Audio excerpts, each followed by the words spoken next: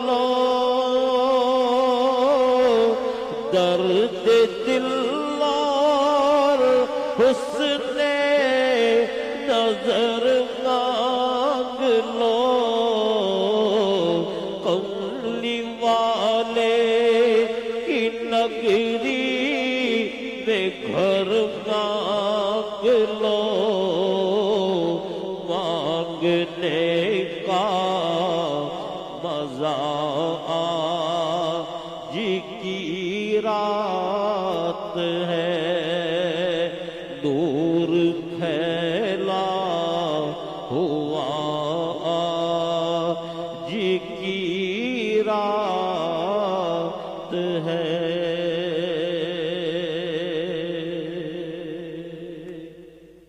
زندگیاں ختم ہوئی اور قلم ٹوٹ گئے یا رسول اللہ تیرے اوصاف کا ایک باب بھی پورا نہ ہوا صدائے درودوں کی آتی رہے گی جنہیں سن کے دل شاد ہوتا رہے گا خدا عشق والوں کو آباد رکھے محمد کا میلاد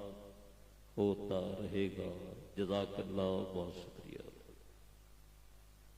محترم جناب الحاج محمد صدیق اسماعیل صاحب اپنی عقیدتیں محبتیں اپنی خوش الحانی میں پیش فرما رہے تھے جناب اطہر علی خان صدر کراچی جم خانہ گروپ لیڈر جناب اکبر اقبال پوری اور تمام ممبران مینیجنگ کمیٹی خاص طور پر ڈاکٹر نفیس صاحب قابل مبارکباد ہیں جنہوں نے اس محفل کو سجایا اللہ ہم سب کے مقدر سجائے اگلے نعت خوان کو آپ کے سامنے پیش کرنے سے پہلے دو باتیں ہر مومن ایمان والا یہ جانتا ہے کہ اللہ تعالی کو کسی کی کسی طرح کوئی ضرورت نہیں وہ تمام ضرورتوں سے حاجتوں سے پاک ہے سب اس کے محتاج ہیں اس نے اپنے حبیب پاک صلی اللہ علیہ وسلم نبیوں اور ولیوں کو کیوں پیدا کیا ہم جانتے ہیں کائنات کا کوئی ایک تنکا بھی بیکار پیدا نہیں ہوا تو نبیوں ولیوں کی اللہ کو ضرورت نہیں ہمیں ضرورت ہے انہی کے ذریعے ہم نے اللہ کو پہچانا ہے اللہ کی نعمتیں پائی ہیں عبادت کا طریقہ اور سلیقہ سیکھا ہے ہمارے ایمان کا ہمارے عقیدوں کا بنیادی ماخذ جس سے ہم ڈرائیو کرتے ہیں عقیدے وہ قرآن اور حدیث کچھ لوگ یہ کہتے ہیں ہم صرف قرآن کو مانیں گے اور کسی بات کو نہیں مانیں گے قرآن اللہ کا کلام ہے باقی انسانوں کے کلام ہیں جو ایسا کہتے ہیں میں ان سے پوچھنا چاہوں گا کہ قرآن کہاں سے ملا ہے ہمیں اسی زبان سے ملا ہے جس زبان سے حدیث ملی ہے اللہ تعالیٰ خود فرماتا ہے میرا یہ نبی میرا یہ حبیب اپنی خواہش سے اپنے ہونٹ بھی نہیں ہلاتا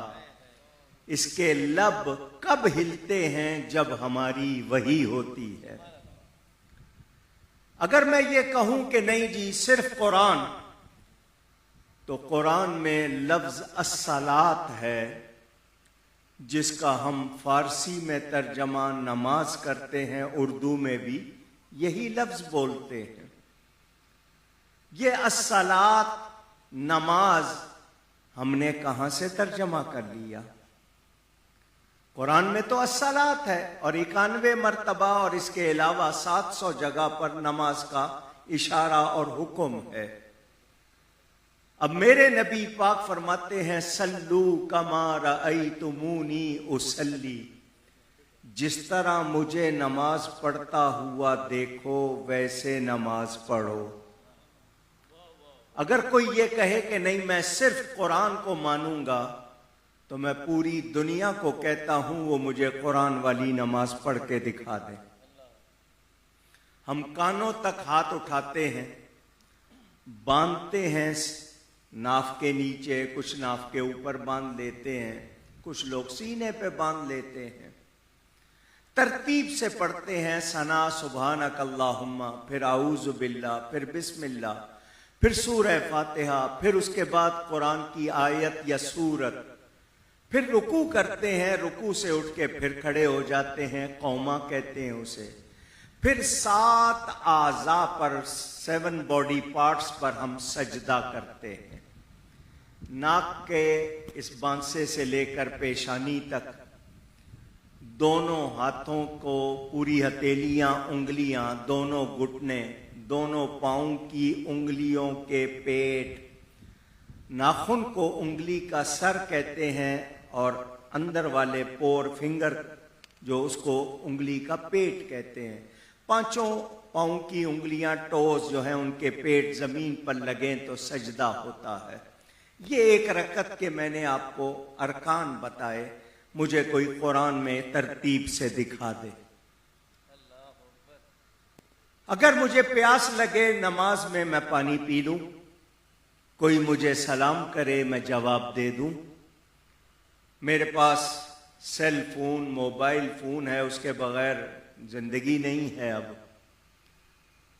بیٹے نے ماں سے پوچھ لیا تھا نا، ماں تڑپنا کس کو کہتے ہیں؟ ماں نے وائی فائی کا سوئچ بند کر دیا اور کہا لے دیکھ لے، اس کو تڑپ کا مفہوم سمجھا دیا۔ اب اس کے بغیر گزارا نہیں، مسجد میں جا کر بھی ہم اس کو بند نہیں کرتے، کعبے میں جا کے بھی بند نہیں کرتے، بلکہ فون کر کے کراچی میں بتاتے ہیں کہ طواف کا 1 پھیرا ہو گیا ہے۔ اس کے بغیر اب ہم چلتے نہیں ہیں۔ یہ فون بج اٹھے ہم سن لیں یا نہ سن لیں، قرآن میں یہ کچھ بھی نہیں ہے۔ اللہ تعالی چاہتا تو ایک ایک بات کھول کے بیان کر دیتا، کسی سے پوچھنے کی ضرورت نہ پڑتی، مگر اللہ یہی چاہتا ہے لوگ جب تک قرآن کے محتاج ہوں میرے نبی کے بھی محتاج ہوں۔ ہم نبی کے بغیر اللہ کا کوئی حکم پورا نہیں کر سکتے۔ یہ نماز کی ساری ترتیب ہمیں نبی نے بتائی ہے۔ ہمیں احکام، مثال کے طور پر مرد حضرات کے سامنے عرض کروں گا، آپ لوگ نماز پڑھنے اگر مسجد میں جاتے ہیں باجماعت نماز پڑھنے، فجر کی نماز میں امام صاحب آواز کے ساتھ قراءت کرتے ہیں، ظہر میں جائیں تو ان کی آواز اللہ اکبر کے بعد نہیں آتی، عصر میں گئے پھر نہیں آئی، مغرب میں گئے تو پھر آواز کے ساتھ تلاوت کر رہے ہیں، عشاء میں گئے تو پھر تلاوت کر رہے ہیں۔ کوئی مولانا صاحب سے پوچھے کہ ظہر عصر میں آپ کی آواز کو کیا ہو گیا تھا؟ بیٹری فیل ہوئی تھی، بیوی سے لڑکے آئے تھے، کیا معاملہ ہو گیا تھا؟ آپ کی آواز کہاں چلی گئی؟ وہ یہ کہیں گے، آپ کو جواب کیا دیں گے کہ اسی طرح پڑھنا سنت ہے۔ سنت کے معنی نبی کا طریقہ، سنت رسول، کہ آپ صبح بھی پڑھ رہے ہیں، شام بھی آواز کے ساتھ پڑھ رہے ہیں، ظہر عصر میں کیوں آواز کے ساتھ نہیں پڑھ رہے؟ تو وہ کہیں گے نبی نے ایسا ہی کیا ہے، ایسا ہی کیا جائے گا، کوئی اور وہ دلیل نہیں دیں گے اور کوئی پوچھے گا بھی نہیں۔ مگر آپ کو بتا دوں ایسا کیوں ہے کہ ہم نبی کے بغیر قرآن پر عمل نہیں کر سکتے۔ حضور صلی اللہ علیہ وآلہ وسلم جب نماز کا حکم آیا، آپ نماز پڑھاتے تھے، کافروں نے لڑکوں کو، جن کو عام زبان میں لونڈے کہا جاتا ہے، ان کو ہائر کیا کہ جب مسلمان نماز پڑھیں تم ہوٹنگ کرنا، شور کرنا۔ حضور نماز پڑھا رہے ہوتے تھے، لڑکوں نے پیسے لیے ہوتے تھے، وہ شور کرتے تھے۔ میرے نبی پاک صلی اللہ علیہ وآلہ وسلم نے فرمایا، میرے صحابیوں، جب ہم فجر پڑھ رہے ہوتے ہیں یہ سو رہے ہوتے ہیں، مغرب عشاء میں یہ گھروں میں چلے جاتے ہیں، شور کرتے ہیں ظہر عصر میں، ظہر عصر میں بغیر آواز کے پڑھ لیا کرو۔ آج کعبے میں کوئی کافر داخل نہیں ہو سکتا، مگر حکم وہی ہے جو نبی نے کیا ہے، اس کے خلاف نہیں کر سکتے۔ حاجی لوگ 9 تاریخ کو حج کے دن، جو حج کا سب سے بڑا رکن ہے، عرفات میں ٹھہرنا، وہاں مغرب ہو جاتی ہے مگر کوئی حاجی نماز نہیں پڑھتا۔ قرآن کہتا ہے ان الصلاۃ کانت علی المؤمنین کتابا موقوتا، بے شک نماز مومنوں پر وقت مقررہ جو ٹائم فکس ہے اس میں فرض ہے۔ مغرب کا ٹائم غروب آفتاب، مگر سن سیٹ ہو چکا، تازہ تازہ حج کیا ہے، کوئی مرد کوئی عورت نماز نہیں پڑھتا۔ ارے تم نے ابھی حج کیا ہے، وہ کہیں گے نہیں یہاں نہیں پڑھیں گے، مزدلفہ جا کے پڑھیں گے۔ آپ کو پہنچنے میں 2 گھنٹے لگیں، 4 لگیں، رات کے 3 بج جائیں، آپ جب مزدلفہ پہنچیں گے وہاں جا کے مغرب قضا نہیں پڑھیں گے، ادا پڑھیں گے۔ کیوں؟ نبی نے ایسا کیا ہے۔ اندازہ کر لیں، نبی کے بغیر نہ قرآن کا کوئی حکم سمجھ آ سکتا ہے، نہ کوئی ہم اس کو آگے بیان کر سکتے ہیں۔ تو نبی کا دامن چھوڑ کر خدا نہیں ملتا، ان کا دامن پکڑنا ہے، وہی اللہ کا دروازہ ہے، انہی کے ذریعے ہی اللہ کی معرفت پہچان ملی ہے۔ تو آپ کو ایک بات کر کے نعت خوان کو دعوت دوں، آپ کے گھر میں بچہ پیدا ہوتا ہے، وہ گھر میں ہو یا میٹرنٹی ہوم میں ہو، ہم تو گھروں میں پیدا ہوئے، اس زمانے میں میٹرنٹی ہومز نہیں تھے۔ بہرحال ڈاکٹروں نے بھی کمانا ہے، ڈاکٹر نفیس صاحب کا میں خام خواہ رزق نہیں روکوں گا، انہوں نے بھی کمانا ہے۔ بہرحال سیزیرین ہو نارمل ہو، بچہ ہوتا ہے، رشتہ دار دیکھنے آتے ہیں، خاص طور پر خواتین کو بہت شوق ہوتا ہے، بچے کو دیکھ کر خاموش نہیں رہتی، ضرور کمنٹس کمپلیمنٹس، کتنا پیارا ہے، آنکھیں دیکھو، ددیال اور ننیال کا مقابلہ شروع ہو جاتا ہے